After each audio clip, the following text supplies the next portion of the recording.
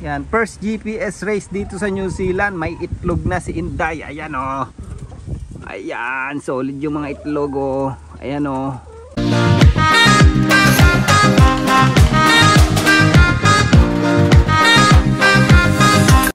So yun mga kalapatids, nakita nyo na naman yung pagmumukha ko. Yan, so maraming nagme-message, nagpapa-comment, nagpapa-update pala dun sa mga breeder natin. Yan, update ko kayo mga lodi. And dun sa mga young bird natin.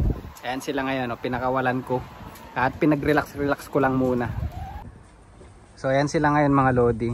Honestly, hindi ko talaga sila in-stop ko yung pagtutos ko. Kasi sobrang molt sila ngayon. Ang papangit ng itsura nila. At hindi natin pwedeng puwersahin sila sa training dahil malaki ang chance mawala. Lalo't yung mga ganitong nagmo-molt o yung naglulugon is masasakit ang katawan na itong mga to mga lodi. Yan, tingnan nyo itong red checker natin na to, tingnan nyo. Wasak-wasak pa yung mukha. Ayan, tingnan yung mga balahibo, ang papangit oh. Ayan, tingnan yung blue checker na yan, yan oh. Tingnan yung mukha ng blue checker na yan. Ayan oh. Diba ang pangit niya, diba? Tingnan yung itsura oh, lugon yung mukha. So hindi ko nga kasi ayun yung pag nagtotos kayo ng ganyan, mga molt pa yung ibon, malaki yung chance na mawala yung ibon, lalo pag gaganyang malalakas yung hangin. Yan, so may nag-comment, ilang buwan daw ba magandang isabak sa derby. Hindi ko sure dyan sa Pilipinas kasi dyan sa Pilipinas parang training pa lang, race na kasi may pustahan na, training pa lang, talaga mainitan na. So depende sa inyo. Siguro para sa akin mas magandang i-race yung ibon pag yari ng mag-molt o maglugon. Yan, talagang ready na sila niyan pag ganyan mga lodi. So yan, di pa naman tayo late. Yung iba is nakapagtos na ng 80 km, 60 km. Tayo hanggang 10 km lang yata na itos ko. And in-stop ko pa nga. So hindi muna tayo magtotos kasi hayaan natin silang makapag fully molt. Pag nakapag fully molt na yan mga lodi, napakadali na lang itos niyan kahit saan, kahit first toss agad 60 km o 80 km pa basta fully molt. Ayan ang kapangitan ng race dito sa New Zealand kasi molt agad yung ibon mga lodi. Ang young bird race molting season o lugun. Kaya ang hirap. So ayokong take ng risk kasi maaring mawala yung mga ibon natin mga lodi. Yan, tingnan yung mga itsura nito. Ayan oh. Kalbo yung mukha oh. Ayan oh. Yan, mga kalbo yung mukha. So yun. Ayan, ito yung si Inday natin na GPS race winner natin. At saka yung Wellsport line natin, yung kapatid ni Wellsport. Ayan, silipin natin mga lodi. Ayan na. Ayun oh. May itlog na yung winner ng GPS race mga lodi. Yan, first GPS race dito sa New Zealand. May itlog na si Inday. Ayan oh. Ayan, solid yung mga itlog oh. Ayan oh. Alright. So mga ilang araw, siguro 1 week na lang mapipisa na yan mga lodi. Ayan. So mga pasobra natin niya kasi gusto ko i-try to. Alam mo yon, may mga laging nag-iitlog to si Inday pero tinatapon ko yung itlog. Dahil nire-raise ko nga siya nung nakaraan and never ko pang tinry yung anak niya. So may napapisa yata ako nung nakaraan kaya lang inalis ko rin. But anyway, yan, itatry natin yung bloodline ni Inday mga lodi.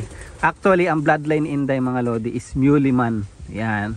Sa mga nagtatanong ng bloodline ni Inday na GPS race winner is Muleyman siya mga lodi.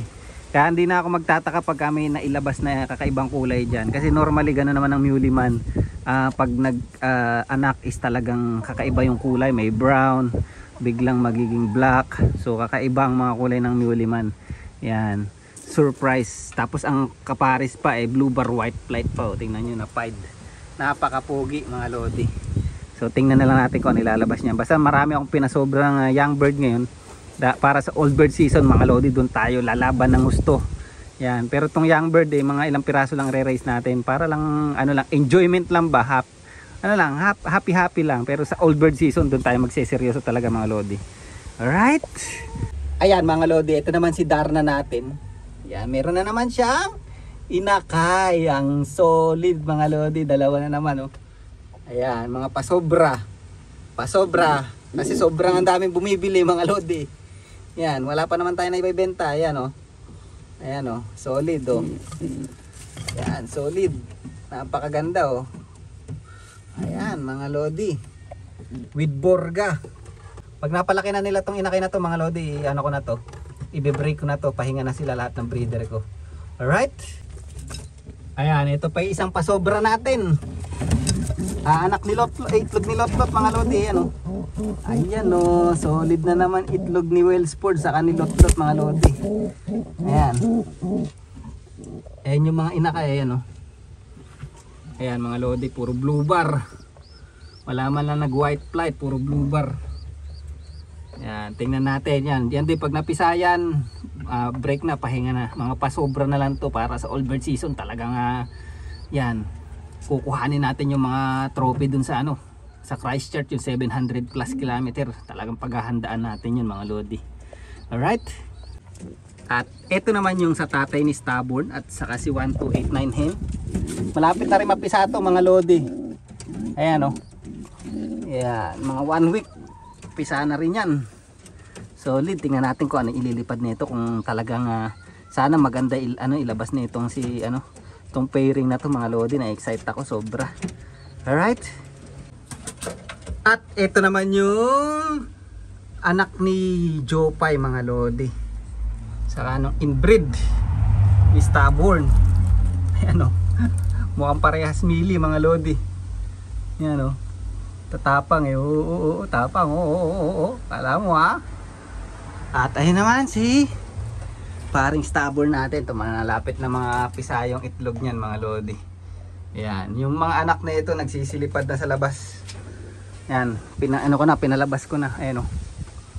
Yung isang blue bar dyan. Saka isang mili. Tingnan natin. Tuwagin natin sila. Ayan na.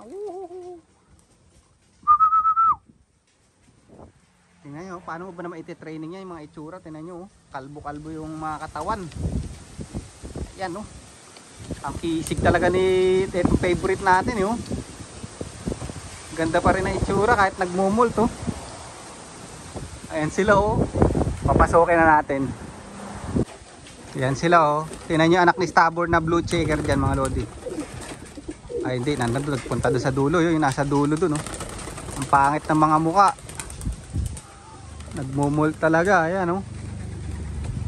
Kaya hindi ako pagka ganyan talaga nagmumult mga lodi, hindi ako nagte-training. Mas gusto ko i-relax sila para maganda yung balahibo na tubo. Kasi pagka na-stress ang ibon, pangit ang tubo ng At saka yung pagkain, huwag nyo titipirin. Kailangan yung mga supplement niyan, yung mga oily seeds. Ayan, ito na yung itsura nito. Pero ang ganda yung ibon na yan mga lodi pag nangyari magmulto itong blue checker. Type na type ko to. Alright. Ayan siya oh. Kita nyo yung blue checker na yan. Ang ganda niyan mga lodi. Anak ni paring Stubborn, blue checker. Ito anak ng tatay ni Stubborn mga lodi. Yung blue bar na yan.